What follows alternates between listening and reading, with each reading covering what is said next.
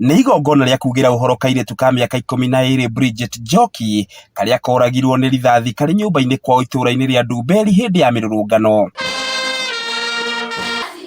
Igongona rĩrĩ rĩgwĩkinyĩtio nĩ magana maingĩ ma aikari, arutwo kuma thukuru itiganĩte mwena ũcio, arũĩrĩri ihoto cia ũmũndũ ona ateti kĩhĩri kuma mwena wa mũng'ethanĩro.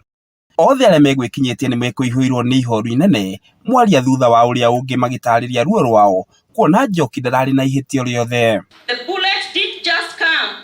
Someone pulled the trigger, and Bridget, you are gone and gone forever. Your dreams, passion, kindness are now gone, but they didn't take your name. Your memories will forever be etched in our hearts. Nyina wa Njoki Lucy Ngugi oigĩte gũtirĩ marĩhi mangĩiganana na mwana wao na matirenda kĩndũ kuma kũrĩ thirikari thutha wa kĩoneki kĩnene kĩa mwana wao gũkinyio mũthia nĩ rithathi. Our leaders listen here. No money, no compensation will bring my daughter back. I have left everything to Almighty God. Whoever pulled that trigger, listen again. I know our men in uniform are here. As you receive orders from your big bosses there, listen. Whoever pulled that trigger, I may never know them, but God is full of justice. Oho Lucy nĩ ahoete thirikari gũkinyia mũthia njũragano cia Kenya matarĩ na mahĩtia arĩ hamwe na ciana nini ta njĩra ĩmwe ya kũhonia ngoro ciao. Do I say bye bye my daughter? Do I say rest in peace? Do I say see you later?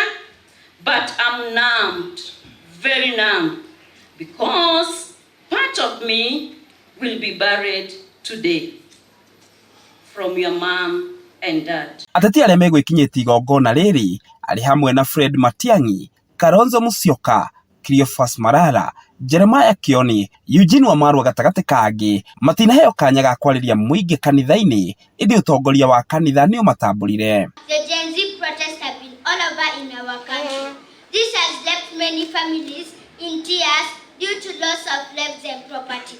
Ubara Kings and Queens Academy is brutally hit after their beloved deputy head teacher lost her daughter.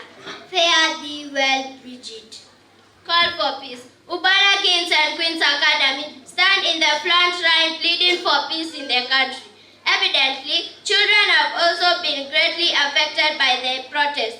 We are innocent. Don't kill us. Who will protect the nation when you grow old without the Gen Zs and Alpha? Msichana alikuwa amekaa tu kwenye nyumba na risasi ambayo ilikuwa inafaa kumlinda ikampata akiwa nyumbani kwao na akapoteza maisha yake.